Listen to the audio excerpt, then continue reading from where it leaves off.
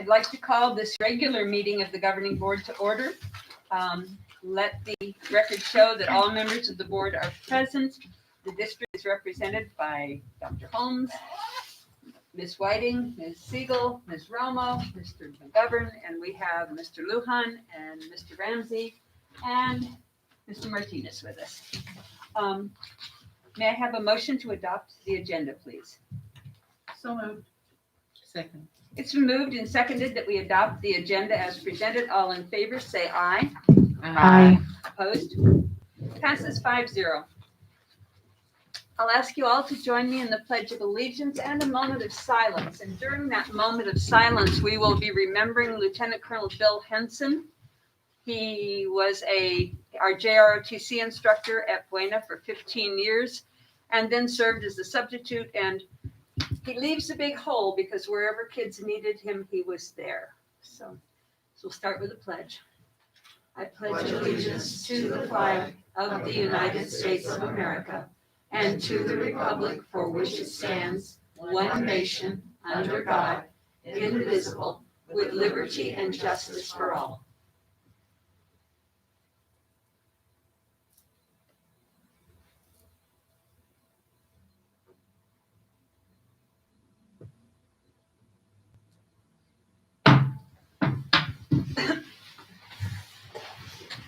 Item 4 is the board meeting minutes, not previously approved. We have the minutes of the regular meeting of November 17th, 2020. May I have a motion to approve those, please? So moved. Second. It's been moved and seconded. Are there any questions or corrections, ladies? All in favor of approving them, say aye. Aye. Opposed? Passes 5-0. We now move on to information items only.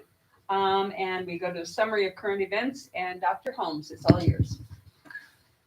Thank you, President Williams. Good evening, everyone. Last night, during our emergency board meeting, we touched on a few topics, and I just wanted to give the board an update on some of those issues because I know there were some questions. We have begun the process of setting up a tech support service or tech support hotline for parents. Since we have moved back into virtual learning, and we have found that there are times when there are computer issues and someone needs a human being to talk to. And so we're going to be setting that up, and Jacob will be publicizing that. We're going to send something out to the parents, put it on Facebook and put it on our website. So during the day, if there's an issue, there'll be a person that they can email or call. We will also be providing some additional technical and instructional support to our staff in order to improve the quality of the virtual learning experience for our kids. We're going to be providing professional development, and Mrs. Romo's team has already begun that process. And we're going to be closely monitoring. We're asking our principals to closely monitor what's happening in each classroom, and to make sure that everything is the way it's supposed to be, and to give assistance to those folks who need it. Because we realize that there's always room for improvement. Also, this was mentioned last night, but I wanted to just give clarification. The winter athletics has been postponed by the AIA, and that will start in early January. And about 2 weeks after that after practices begin, the season will begin sometime in mid-January, but that was pushed back by the AIA. And also, lastly, just a thank you to Mrs. Williams for her service to the board, for her service to the district. And as you listen to Barb's stories, you realize that she has not only been around a while, but has influenced an entire generation of folks here in Sierra Vista. And on behalf of the administration, we give you our thanks and wish you well in your endeavors. And we know we will be seeing you around. Thank you very much. Thank you. In addition to the other things you said, I saw that some of the schools are adding additional hours for Chromebook pickups, and that's been well.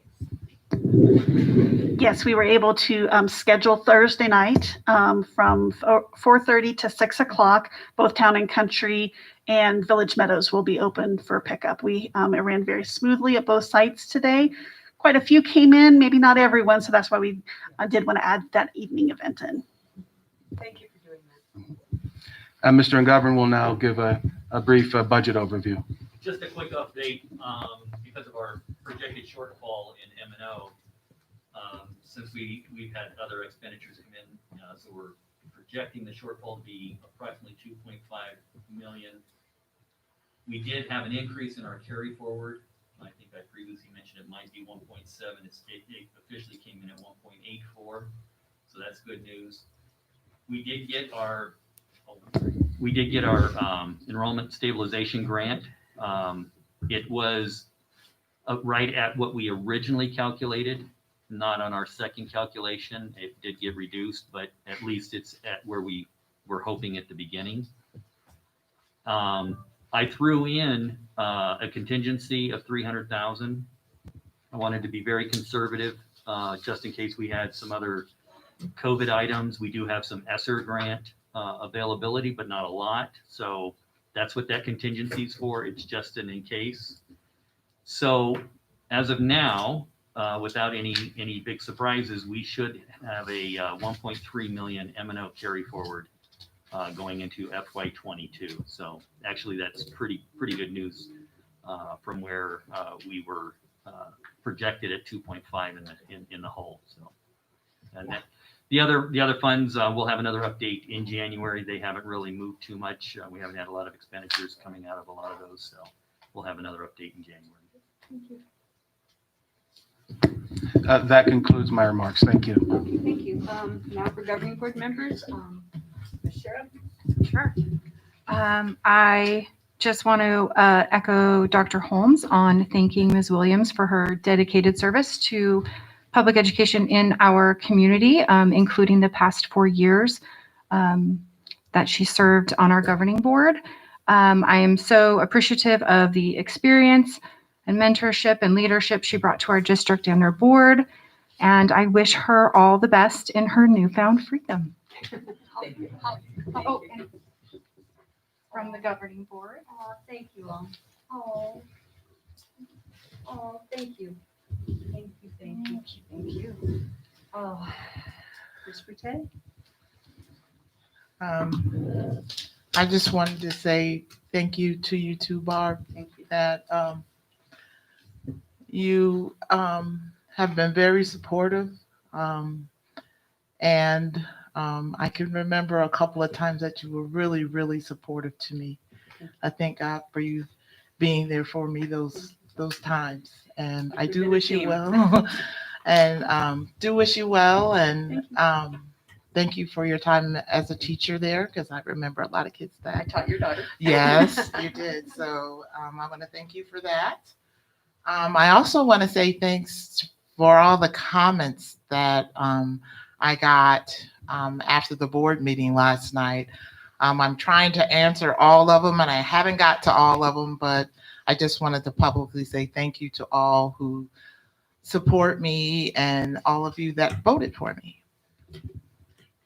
Ms. Johnson? Yeah, I would also like to say to Mrs. Williams, what a pleasure it has been to have worked with her for so long. So long. We've had lots of, she's even partied with us and had gone to my big parties and things. And it's just been a pleasure. And she is one of the best teachers we have ever had in this district. Thank you. Thank you. All the comments, I have heard so many wonderful comments about her from students, from parents, about what a wonderful job she always did for the students. And we're going to really miss you. I'll be around. I know, I but will miss you too. we really will. It's just been a pleasure working with you. Thank you. And Ms. Mims? Not to make you cry or anything. Okay, I'm gonna miss you. Okay, good. Thank you. Your leadership and support have made my transition onto the board doable, and the accommodations you provided for me, actually all of you have, through me not being well, but I'm healthy now, so that's a good sign. And we were friends before I got this position, And you were also one of them that encouraged me to run and to be a part of the Sierra Vista School Board. So I appreciate that confidence in me and getting me here to be able to serve the community. And your service to the community and to the Sierra Vista School District is remarkable for what you've put in. Like they said, you've touched generations of children. I'm kind of sad my kids went to school in Benson and not here. But We have the best schools. yeah, so anyway, thank you. But you had one kid that was in my 4th grade class. You had two of And my that was children. not in Benson. Right. But one year, my youngest son came to Fort Huachuca, and my older two were at Fort Huachuca when we lived on post. So you had my middle son also in your reading group. Right, and then I had Yeah, your and then you had my youngest fifth one in grade your class in my the whole. class. Yeah, he was in 4th grade in her class, and I was teaching 4th grade for the first time across the hall from him. It was a little hectic for me. He did fine. Yeah. Conversations like this are one of the reasons I love this district and I love the community. I am sad at leaving the board. I am also going to sleep for a while. I don't know if it's coincidental that I've lost 60 pounds in the last 4 years, but I'm grateful. I'm grateful to each and every one of you for your friendship, for your professionalism, for the connection, for your willingness to share, for your willingness to communicate. And I've been associated with the district for almost 30 years in one guise or another. And I don't see that changing. My role will change, but my heart is here. And I thank you all for what you have given me. And I wish you well. I wish you well. I don't think anybody who's not served on a governing board knows what a significant part of your life it plays. So thank you for allowing me to do this. And we will move on. Thank you. We don't have any calls to the public tonight. Moving on to action items. The first thing is the consent agenda. The only thing on the consent agenda tonight is the personnel actions report. It is recommended that the governing board approve the personnel actions report as submitted by administration. May I have a motion, please? So moved. Been moved, Second. moved and seconded. Any comments or questions? Hearing none, all in favor say aye. Aye. Opposed? Passes 5-0. For specific items of district business, item 1, discussion and action approval of governing board virtual learning resolution. It is recommended that the governing board discuss and take action to approve the governing board resolution regarding the return to virtual learning for all grade levels K-12 based on the most recent Arizona Department of Health Services data and benchmarks. Thank you. The purpose of this resolution is to allow us to continue to pay our support staff. As you all know, we don't want to violate the gifts of public funds clause of the state statute. And we can continue to pay our support staff for work done outside of their scope of work that's in their job description with this resolution. So there's a lot of lawyerly mumbo jumbo in here and a lot of language, but at the end of the day, the purpose of this is to make sure that we can continue to do that. Okay. May I have a motion? Yeah. Second.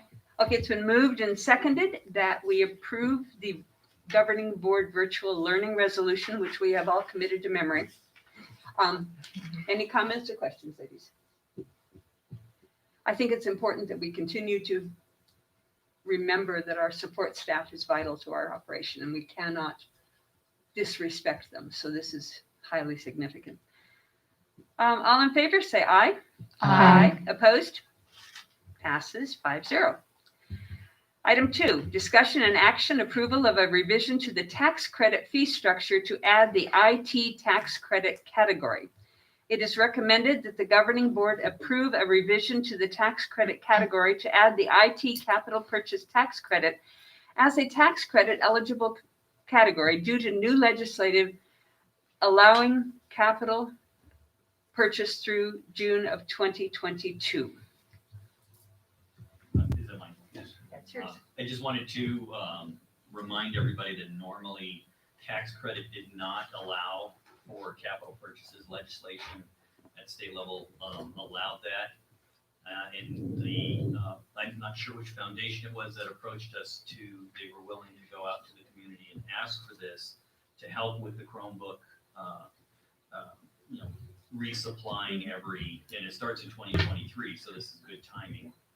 But we have to have board approval to actually accept those tax credit donations from the public. And it will be specifically for the IT technology. And we thank the Sierra Vista Educational Foundation for the efforts that they're putting in to help us with raising funds to replenish our Chromebooks. Can I have a motion for discussion? So moved. Second. Been moved and seconded. Discussion. My understanding is that we bought our much of our technology out of our bond receipts, but obsolescence happens, and this will allow us to be prepared to keep our students using the best possible technology when that time comes. I would also add that when the decision was made to do that, the thought was that the capital budget would remain even and it wouldn't decline, and it has. We thought that it would actually increase over the years, and it has not. So in order to replenish those Chromebooks, we're going to have to dig into our capital funds, and they're limited capital funds, and we expect over the next couple of years that they will decrease even more. So we want to make sure that the investment that the district has made with these Chromebooks, which is evident as of last night, the need for them, that we're able to replenish them over the years. So as students keep coming, we are able to continue to provide them with Chromebooks. So the money, it's a tax credit that they can write off for that. So does it goes on for year to year? Does it carry over? It does carry over until the program is over, Okay. which obviously the program's not going to end because we're going to have that replenishment every year. But the ability to purchase capital does end in 22 unless the state legislature reapproves it. So, but yes, it will carry over if we are fortunate enough to get enough donations to meet the needs for the first couple of years. And the tax credit category that we're putting it in, that's the same as what to give to the choir or give to the athletic department or whatever, that 200 or 400 that families are eligible to donate. So now the IT will be allowed to give to that category. Yes, you can give directly to that category. Okay. Yes. And this is particularly appealing, I think, to members of our community who may not have a vested interest in supporting the choir or the band. So we're not taking away from them, Right. but rather that we're allowing more people to participate because they will receive a dollar for dollar refund of their taxes. I think that's important to remind everybody that this is a dollar for dollar credit against their Arizona tax liability. So in a sense, we can maybe offload some future property tax increases by using these dollars instead.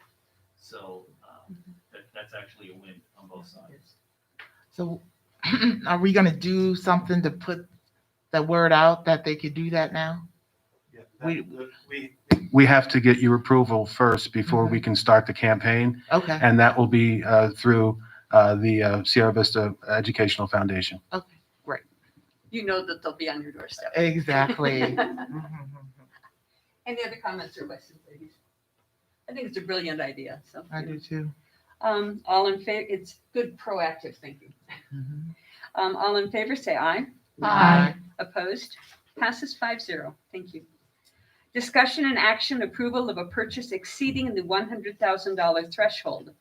It is recommended that the governing board approve the purchase and installation of video surveillance systems from the Fire Security Electronics and Communications Incorporated for all 6 elementary schools and Joyce Clark Middle School. The total purchase amount will be $985,644.64. This is part of our bond purchases. The reason we're coming to you is not specifically for the overall, but because each individual contract will be over 100,000, we're required to get board approval. This is one of those items that we were in discussion with the oversight committee, I do believe. So I think they're on board with us moving forward with this. Okay, may I have a motion So moved. and a second? Second. Any discussion, ladies? This is part of the original plan of the bond, was to provide enhanced security for our sites. And as I remember, and Holly probably will bear this out, among community members, security was a very high priority. Questions? Nope. In that case, all in favor, say aye. Aye. Opposed? Passes 5-0. Discussion and action job description for the district Medicaid Access Coordinator. It is recommended that the governing board discuss and take action regarding the job description for the district Medicaid Access Coordinator. Ms. Siegel? And I'm just going to take a minute also and give my appreciation to you, Mrs. Williams, for all the years that not only you've given to our students, but so many teachers that you have mentored that still are in our district. And I know that you helped them start out in those first years that are so incredibly important, not only in our students' lives, but in our staff life when they take on the important job of being an educator. And I just thank you so very much. The adoption of this job description is necessary to advertise and hire a qualified individual. We do not currently have a specific job description for a district Medicaid Access Coordinator. The position is currently budgeted in Fund 570, which is indirect costs, and the salary exemption or salary classification would be at a level G, and an exempt, which the starting salary would be $35,568. The position will be funded from Medicaid reimbursement and impact fund aid funds. There will be no cost to the M&O budget, and administration recommends approval. This is a position that we had in our district many years ago, and it is a full-time job, but it is very much a positive thing for our district. This is a lot of paperwork, and the district can be awarded a lot of money through Medicaid reimbursement, but it takes somebody being able to full-time monitor and assist in the things that we can bill for. And so this is a very much needed position in our district, and hopefully will bring us some resources to help support our special education programs in the district. Thank you. Okay, may I have a motion? So moved. Second. Moved and seconded. Any questions before we vote? So we're going to post this right away then? We will post it tomorrow if it's approved this evening. Okay. It's probably okay to wait that long. Anything else? Ladies? In that case, all in favor, say aye. Aye. Opposed? Passes 5-0. Item 5, executive session, ADE case 21C-DP-019-ADE. It is recommended that the governing board meet in executive session pursuant to ARS 38431.03.